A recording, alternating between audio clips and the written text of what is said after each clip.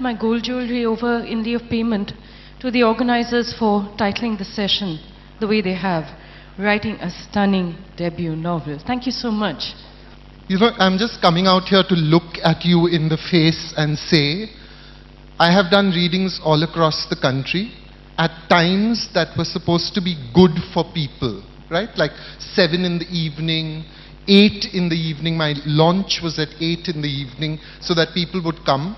And I have never had such a big audience, and I am totally in love with Chennai. Okay, I'm going to introduce Nilanjana Roy, and then she is going to introduce me. This is a new development. Sorry, Nilanjana could we have the Roy. lights down a bit? Sorry? Could we have the lights on stage dim Yeah, just can a we bit? put all the lights on? I want to see the audience because some very nice looking people. Thank you. Huh. Thank you. Nilanjana Roy turned up in my life way back when I was writing my first book, which was called Surviving Women. Yeah. You know, it was that kind of book that you write because I remember Arvind Krishna Malhotra, who is here in the audience, once said to me very beautifully that if you've read enough books, at some point you want to have your name on the spine of a book. And when Penguin wrote to me and said, would you write Surviving Women? I thought, I'm going to lose all the friends I have, because all my friends were women. They were all going to abandon me, and but I would have my name on that spine of the book, finally. But then Nilanjana Roy appeared to interview me for the Business Standard, and I made a friend because of Surviving Women. So, and ever since then, in the background of my head, there is a safe place in Delhi, where if an NGO who invites you to Delhi does not turn up with a car, does not have a booking for you, you can ring up Nilanjana Roy and turn up at her house. I've done that myself, okay? So, having said all this, that's Nilanjana Roy. I'm Jerry Pinto. All you need to know about me is that I wrote this book, and I hope you will buy it.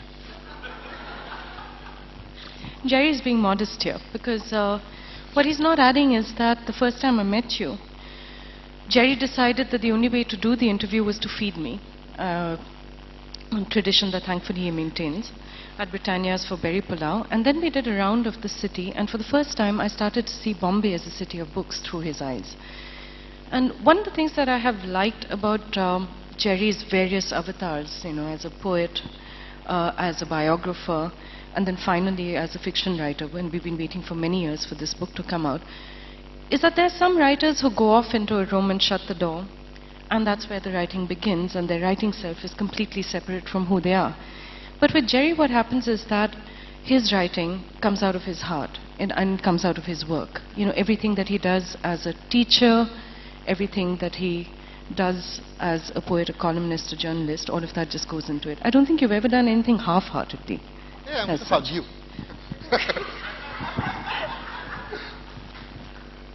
Okay, that hasn't happened to me before on stage. I'm so surprised. You're so huggable. Jerry, I am formidable. People are terrified of me in journalistic circles, as they should be. No, that's only because I used to be a book reviewer. So the limited and very tiny amount of power that we wielded in that form. Yeah. And I'm the author of what turned out to be surprisingly not the 3-volume novel about 3 generations of Bengali women that everyone was expecting. It's a book about cats called The Wildings. There's a difference? It has 3 generations of brawling, tough warriors who eat tomcats for battle. No, in the best sense of the word, I think. You know, I was looking at Nilanjana walking past, and I thought I'm safe on that stage, because whatever else will happen, Nilanjana's presence will mean that this is an evening of dignity and of high intellectual caliber. With the odd hug thrown in. Yes. Yeah, with a hug from time to time. Okay,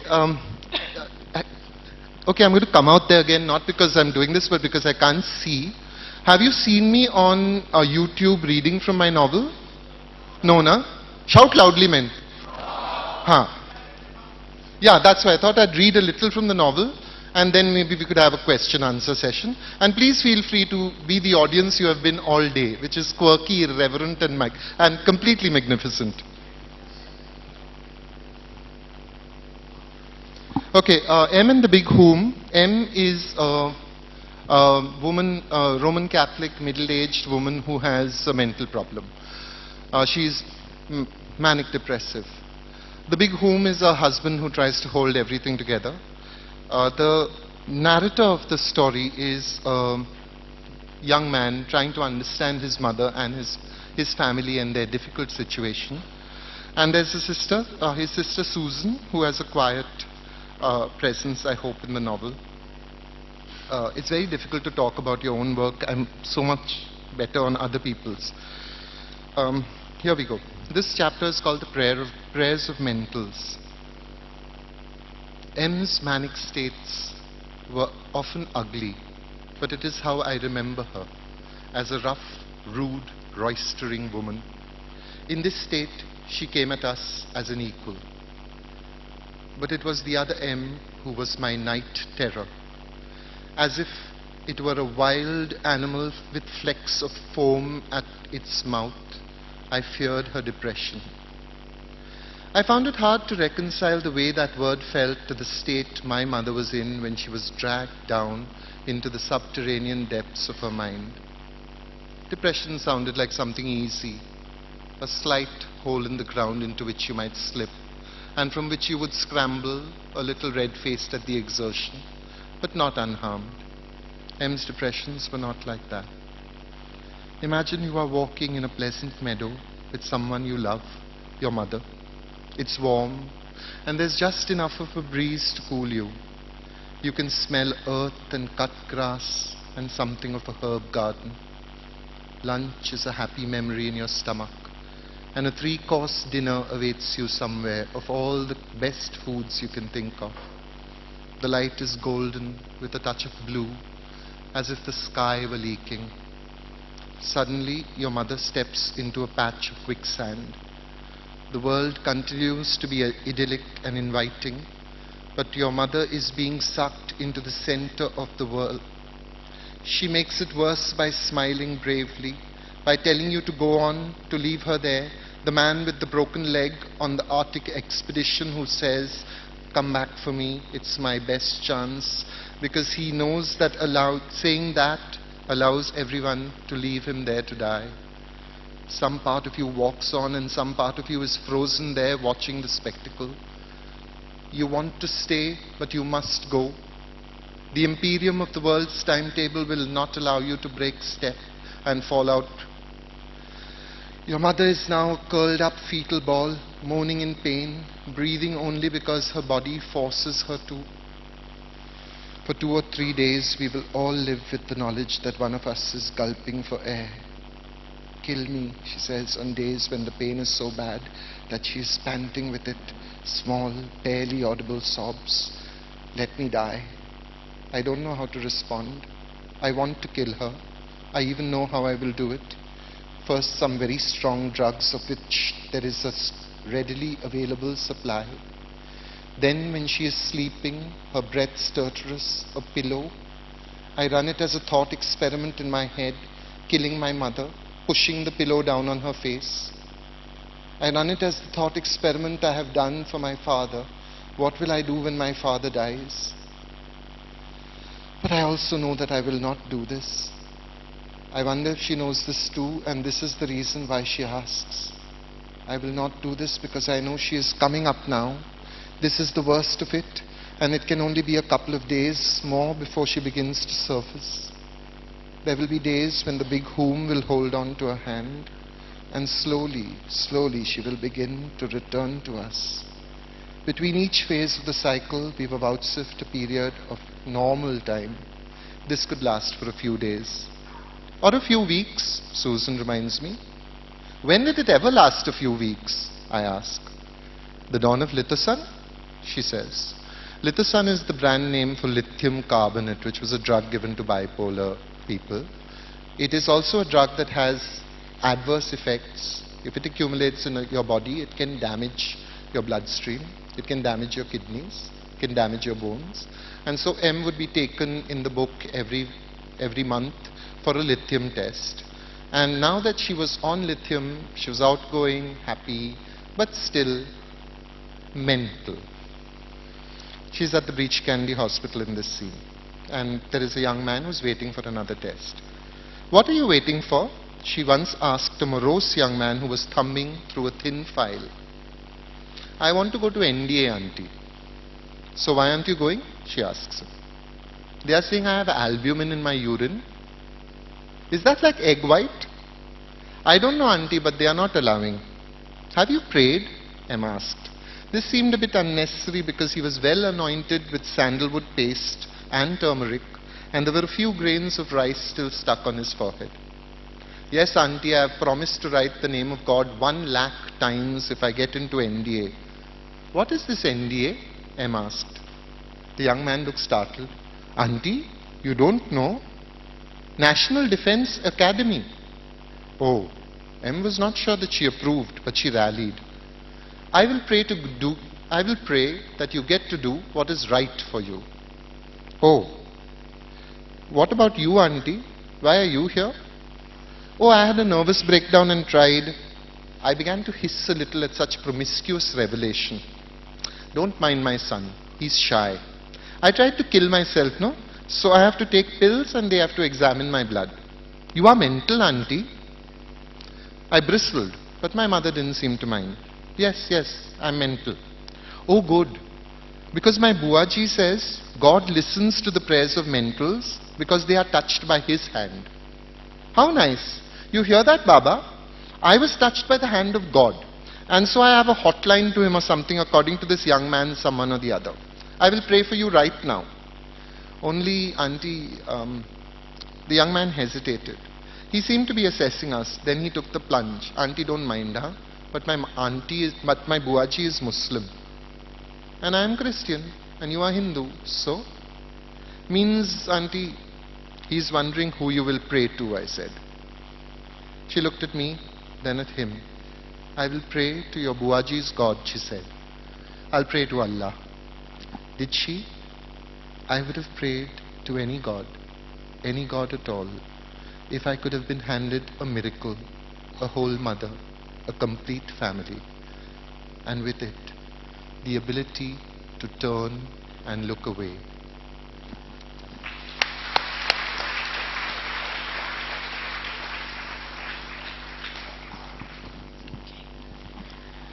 Should we finish the readings first and then go into questions? The Wildings is an incredibly complex novel. It's actually, Nilanjana was completely right. When I first read something in First Proof by her about fiction, there was this startling image of an elderly, not an elderly lady, but a senior lady of the family. A senior lady of the family who came visiting with a set of matched luggage. Now, and this indicated, I think, in that little short story, which was so beautiful, it indicated her intense sophistication, and her worldliness. And I thought, this is the kind of detailing that we've been missing in fiction. We are so used to the rock the Korobi tree standing for everything, just those big gestures by which we establish the kind of novel that we are writing, that we forget that very often what happens is the intense that we are actually linked to a story by something as intense and as small as that kind of observation. The Wildings is the kind of novel that has a heap load of this sort of observation, both about the activities of human beings and the activities of cats. It's not a cat book. It's a book about, and people keep, and I think Nilanjana also sometimes talks about it being a book about cats. But I think it is all books about other animals are actually investigations of what it means to be human as refracted through the observation of another species. So whether it's Tarka the otter or Mara the cat. Writing, Jerry, again, there was a point of time when he was working on his novel. Stop it, read your book. Just a second.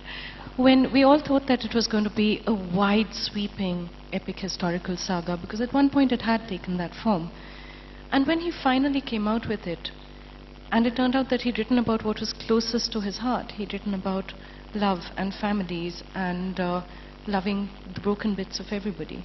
That's how you have to write. For me, though, I'd make one minor correction out here, which is that The key for me to the Wildings turned one day when I was crossing a bridge. There were cats on one side of the bridge, there were pigs on the other side, and I suddenly saw myself as just another primate. So it's not so much, it is the inversion of what you're talking about. In order to write about cats, first you have to think yourself into the mind of another species and the feelings of another species. And perhaps that brings you home simply by reminding you that to be human is to be an animal. What I'd like to do is to read two very short sections. One is not from the Wildings, but it'll give you some sense of what. Sunday Midday knew that I'm a great fan of Twitter, where you get to say things in 140 characters. So they challenged me to write a cat story in 140 words. And I did. It's called 9 Lives. My 9 lives? I had a house once, and big feet of my own. Then they packed everything, except me, and they left. There was a word for kittens who wandered outside the first time: prey. 7 bird kills, 8 battles with rats, 2 with puppies, and I found a word that fit me better: predator. No river cat remembers the names of the boats we lived on. The fish, yes, we taste their names in our mouths still. In Sikkim, I made babies with a monastery cat, solemn kittens with Buddha bellies. The vet took one of my lives the time I crossed the road without looking, but he gave me back 2. 2 is ample, I thought, and then 1 was squandered in a bandicoot brawl, but it was worth it. I have 1 life left, 3 paws, enough. Sometime in the middle of writing The Wildings and the next book, there were actually 2 next books, but I'm not going to talk about one of them except to say that the central character there is a butcher. The sequel to The Wildings was named, as it happened, just day before yesterday, and it's called The 100 Names of Darkness. And perhaps that name, so different from The Wildings, came out of the fact that I was getting more and more interested in fish and other species, in what their kinds of lives might be. Someone said to me once, "You've never written about the things that you seem to be so deeply connected with, the lives of women, motherhood, and what a woman of a different species might feel." And I said, all right, and I wrote something called The Fish Mother. I'm going to read just a short section from it because it's quite a long piece. But this is about a fish who lives in a river and who gets pregnant, and the story of that pregnancy. What hurt her most was knowing there would be no more journeys. She bid farewell to the cold apple streams of the mountains, to the deep green silent waters of the river she had played in and swum in, to the salt tenderness of the sea. She had wanted one more journey to see what another river might be like, but that was not possible for fish. You were born into a pond. You lived and died within its clay banks. You were born into a river. Its banks bracketed your life. She had done her best. She had swum its length. She knew its tributaries, and they sang their secrets into her blood as her daughter listened. But there would be no other river, only this one. She made 3 attempts before she finally swam into the nets. Her blood screamed to her each time to go left, go right, swim under the shoal of fish, heading stupidly into its mesh embrace. And she had to ignore the urgent tug of her fins and her tail telling her to go the other way. She curled her body around, trying to protect her daughter from the press of fish bodies held in the nets that were being lifted out of the water, but she felt the girl shudder as they came into the air. Her mouth opened and closed as she gasped, the mesh cutting into her silver and red flesh. Laid out on the deck of the boat, she felt the fisherman come up to her, his hands on her stomach, his fingers touching her scales. She thrashed her tail, feeling her daughter begin to press against her belly, knowing that this was the time. She had made a mistake. This should have been done in the water among the weeds. She could hear the lap of the waves, and she listened greedily. She had never heard the sound of the water while she lived in it. Her daughter kicked and screamed, and the fish rolled her eyes in torment, looking into the fisherman's face. The touch of the wood on the block was rough on her skin, and she felt her scales rip as he dragged her into position. She felt the contractions of labor, the daughter's panic, and she understood. The mother gasped for water, the daughter gasped for air. The fisherman raised her to the knife. She shuddered as her belly was split in 2, but she saw her daughter raised out of her blood, her entrails and her guts. As her eyes filmed over and the blood stopped pumping through her gills, she heard the man cry out in surprise, heard her daughter's first cry as the baby entered this strange new world. The water streamed off her daughter's thighs, her hands, not fins, waved and formed fists. She would smell of the ocean. She would smell of silver-lined fish, and the rivers would run in her bloodstream, and every fisherman up and down the coastline would set his hooks with tempting bait, hoping to gaff the girl someday. But all her life, the girl would dream of the time when she was a fish, and the river sang blood lullabies to her, when she was free to travel and claim its tributaries. Thank you.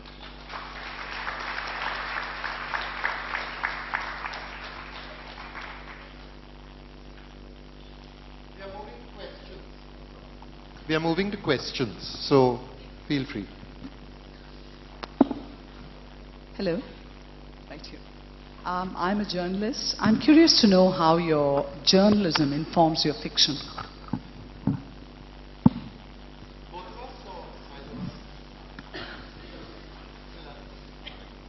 Okay. I think the only thing that the journalism reflected that shows up in the fiction really was my belief that the world is a very wide and very large place, and that you must, if you're alive, be interested in all of it. You know, not just the bits that are easy to notice. In my time as a journalist, I covered the internet, I covered various things. Eventually, I settled on things like gender and books. But the other way that I think journalism made a difference for me was it taught me how to listen. And that's probably a rare skill. We are not taught it in school. There's no class called listening, you know, carefully listening with respect. And journalism taught me to shut up, which I'm signally not doing right now, so I'm going to do that. Ditto. I think, that's a very lovely thing. And one of the things that in the social communications media course that I teach is active listening, where you indicate not just by your manner, but by not touching your mobile phone, by not being distracted from the person whom you're talking to, by indicating with your body, with your face, with abhinaya actually, that that person's words are important, by being silent so that the person comes in to fill this space. These are very important things for a journalist. And you also listen. I think one of the problems I often have with books is that everybody sounds like the same person in the book. You know, not in Nilanjana's book, not in very many very good books. But this is because we don't actively listen. As journalists, we iron everyone's boli out. So we make them all into this clear English-speaking person, when actually they are saying different things in different and exciting ways. And we are taught, no, Renan Martin English, put that down. So we convert them all into this one unilateral person who is visibly upset when they're crying. If they're crying, can't we say they're crying? Why do we have to say visibly upset? These are things that bothered me in journalism, and but I'm very, very glad that I did all the journalism I did, because it brought me into contact with some really lovely people, really nice writers, really strange policemen, really odd gangsters, and friends whom I've made for life. So after that, you sit back, if you have to kind of, sort of anatomize your world and say, this is what came out of this and this is what came out of that. It's easy in retrospect. It's easy to look back and say, this happened because of that, this happened because of that. But it's all storytelling. You tell the story that you think will suit the audience. And right now it's a journalist who's asked me the question about journalism. So I think I'm being a lot more careful. But otherwise it was also a day job. It also meant you had to go there and you had to sit down and write when all you wanted to do was sit at home and do a poem. That's also what it was.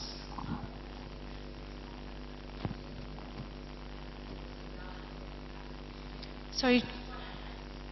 Okay. For those who couldn't hear, she said that she was curious because sometimes journalism puts a damper on the imagination. And I would say it took me a very long time to learn to get past that, most of my 30s in fact.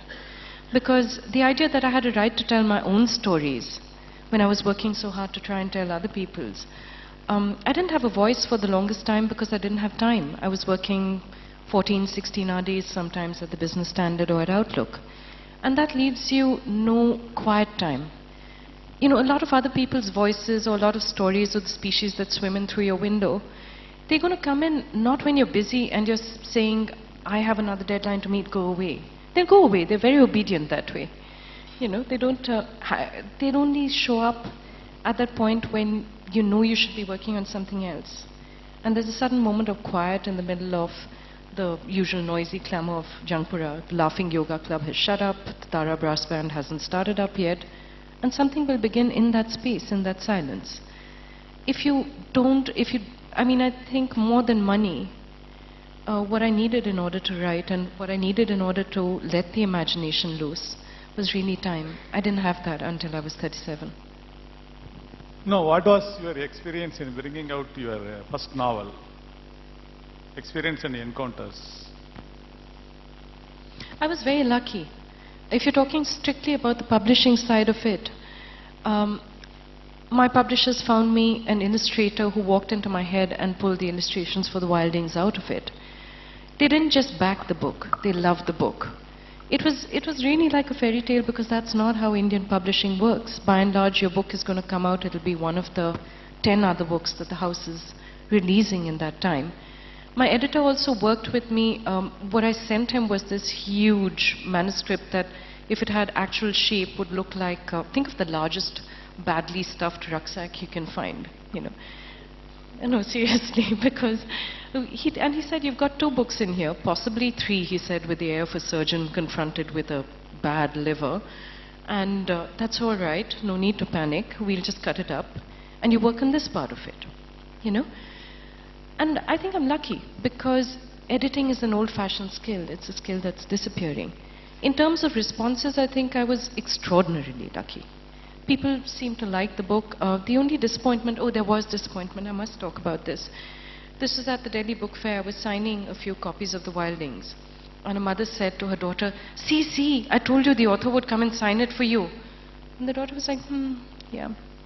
And she said, but you know, she's written your name and everything. And she said, yeah, I thought the author was going to be a cat, Mama.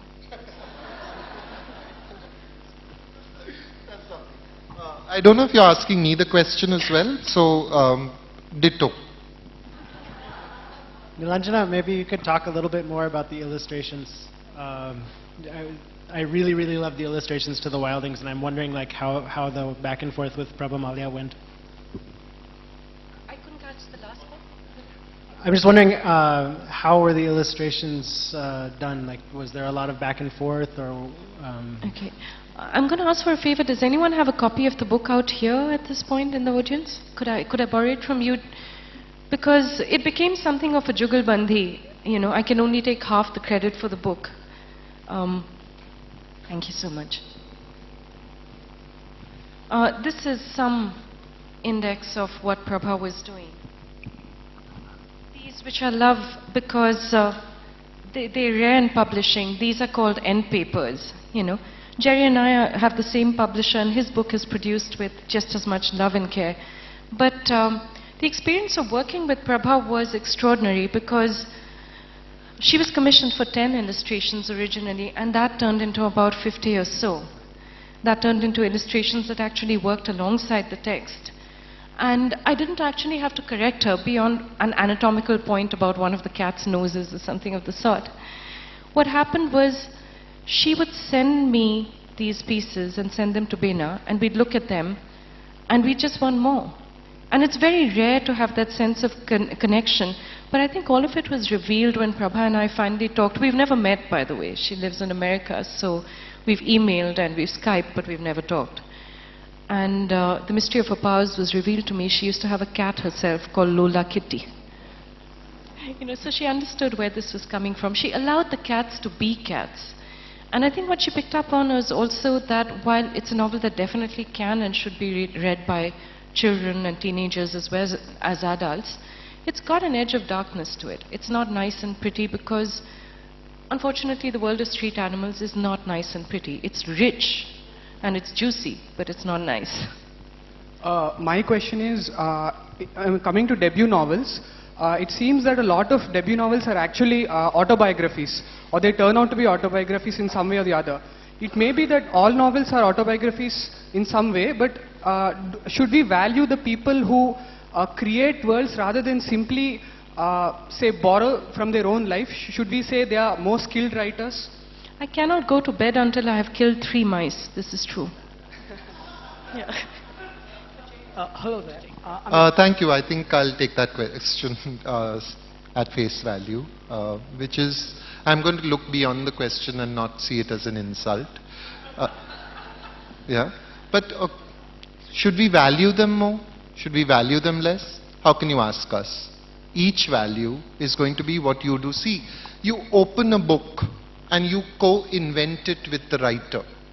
You take what you need out of the book. I only do half the work. You do the other half. If you think that a writer who invents something is actually working in a different space from the person who writes about his or her family, then I think perhaps you need to rethink what imagination actually is. Okay? I think you can't invent a color you have not seen. You cannot imagine a world into existence that does not exist inside the synapses of your brain, and that is your autobiography. The non-fiction that you do, that is your autobiography. The single word with which you start a new poem, that is your autobiography. Science fiction is your autobiography. All writing is therefore your autobiography. You choose to decide whether it is more or less autobiographical, not I. I know that every word I write, whether it's about Helen or Leela Naidu or M, they all come from somewhere inside me, and they are deeply implicated by who I am. I just had, before we go to the next question, I just had one thing to add to that, which was, for whatever reasons, I've been looking at the ways in which we think of memory. And Oliver Sacks, who's one of the best neurologists in the world, has this study of memory, particularly his own, where he made up an incident where he thought he remembered the house being bombed during the Blitz. It wasn't his memory, it was his brother's memory. And he uses that as a starting point to look at how uncertain a thing memory is. Which means that even when you're looking at stuff that apparently happened to you, that is true, this is from your own life, you're reshaping it every moment. You're reshaping it in the telling, you're reshaping it in the memories that you choose to bring out, in the conversations that you pay attention to. And in a way, everyone out here is a fiction writer, you know. It's just that the fiction that you've been writing on your lives doesn't have a printed page out there, but everyone makes their own lives up. That's where it comes from. I have a question for the both of you, right here in the front. It's obviously wonderful to see that you have a great friendship between the two of you all and that you've known each other's work. But also, in the different articulations, in the way that you spoke earlier on the other panel, in some of your work that I've read, I haven't read Wildings yet, it's sitting in the house. But with Jerry's book and so forth, there seems to be, despite the background of being journalists, that you have somehow made the quantum leap into a space of great grace which comes through in your writing. Is that, as Jerry said early, through the synapses of just grueling hard work that you got to this space? Or was that an aha moment that happened before the band starts and in those quiet moments? And I know it's kind of a strange question, but how did you get to that zone from which I presume a lot of the inspiration for your work comes? I don't know what to say. That's wonderful. I have to only say one thing. If it's a question about grace, she has to answer it. Because I got none. But, you know, I'm just a sweaty boy. No, I don't know. I don't have To answer it, that, I think, Ranveer, with honesty, is that you start in, I mean, all writing, I think, and I'm not trying to be fuzzy-wuzzy and Khalil Gibranish, I'm only saying this honestly. All writing starts in alchemy. It's like, you know, who knows why I'm choosing to do this, but I'm choosing to do this, and let's see where this goes and how it goes and what happens. That's the lovely part. That's when everything's exciting and fresh, and you don't know whether it's going to be like, this magnificent thing, or it's going to be shit, and you're working very hard at it. And then, you realize that this is something, it has to be done, that chapter has to be moved here, this paragraph, you're slogging on at it. But then comes craft. And craft requires you to fall out of love with your work, to walk away from it, and to take a cold, critical look at it and say, should I kill some trees that you should be born? And if you keep saying that to yourself, if you keep looking rigorously at your work, for every one word that I put out, I kill about 500. I write thousands of words and I abandon them. They're my monster children. At some level I love them too, but I can't possibly inflict them on anybody else. So I keep those out of the public space, and only by being the most stern parent you can be do you ever produce a child that someone else can love. Okay. I do actually have an answer to that, which takes off from what you said. Sorry, just before your question, which is that I wrote an awful lot of really bad stuff before I got to writing anything that was remotely good. And part of the reason, one of the things that I learned about myself along the way was that I could not do a job for money. I could not write for money in the long run. I mean, I can write to order as a journalist because that's what we do. But I had to learn the hard way about, before you tell your stories with honesty, whether it's a story about your life or whether it's a story about your cat's lives or whatever creatures float through your mind, you have to learn to choose honest work. That was what it boiled down to for me. And I learned to also recognize that little prickle of unease that comes up when you're offered a sum of money that at that point of time represents something. It represents the rent on the house, the fact that you will not actually have to struggle for a meal, or you will be able to afford a little bit of air conditioning in the Delhi summer. And against that is the fact that you don't want to write it and every cell in your body is saying, no, no, no, no, no, you can't do this. So I had to learn to listen. Other than your own, which novel would you consider a stunning debut? No. Next question for both of you. What was the level of satisfaction you were having on publication of first novel, and what you were satisfaction today? I'm sorry, could you repeat that? What satisfaction did we get? Your sense of satisfaction on the publication of the first novel and today. Do you feel something more happy?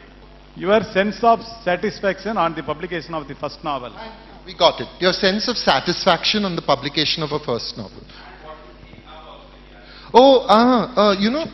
Sometimes when I'm reading it, there are moments when I think, who wrote this? Sorry, those are when I like the bits. I'm reading, I think, hey, nice, yeah. Sorry, horrid thing to say, but sometimes sorry, I love it. I love my book. I think everyone should love my book too. Thank you. Yeah, but we are made to, you're supposed to say, I just wrote it, and oh God, it's so terrible. I love it. I love my book. Yeah.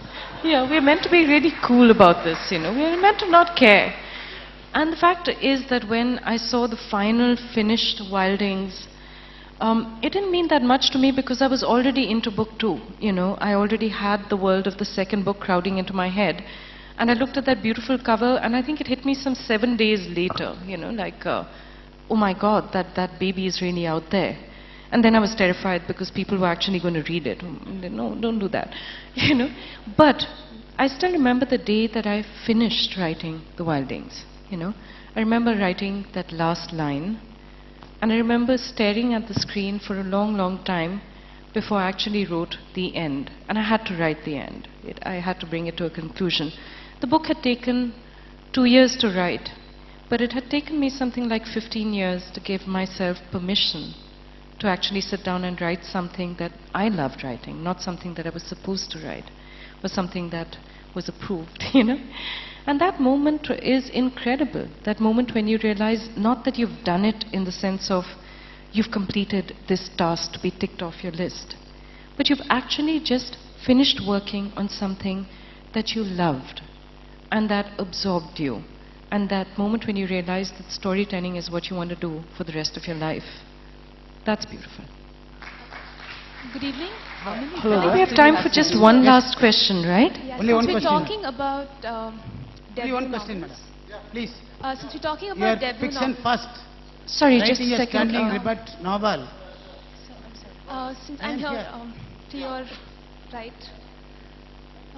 Yeah. Yeah, since we're talking about debut novels, there have been a lot of young Indian writers who've released books that, like it was pointed out before, are autobiographical. But these books were also extremely badly written. I mean, the language was bad, and further, the editing wasn't good. And these went on to kind of symbolize a new India writing, which, do you think it would be right if we say it stole the richness of literature from India, from the kind of books that were coming? You know, the nation of the word is very large. The power of literature is huge. People talk about the death of the novel. I say, when you stop wanting to gossip, that is when the novel will die. Because what is a novel except well-told gossip? The story of someone else's life as you think it might have happened. So bring it on. Bring on the bad books, bring on the good books, bring on the magnificent debut novels, and choose with joy. Choose to read what you want to read, not what someone tells you you should read. Bad book, pick it up, say, bad, put it down. Go find something you like. Chhod na, let it go. Don't be moralistic and judgmental. Bad books, good books, they're all out there. Remember, many of the books that are canonical today were seen as bad books to begin with. Shakespeare was castigated for having little Latin and less Greek. John Donne was not read for 200 years until T.S. Eliot resurrected him. Literary reputations come and go. What will remain at the end of the day is you and that book, in a moment of co-invention, in a moment when you enter empathetically into the life of someone else. And it's a wrap. Thank you.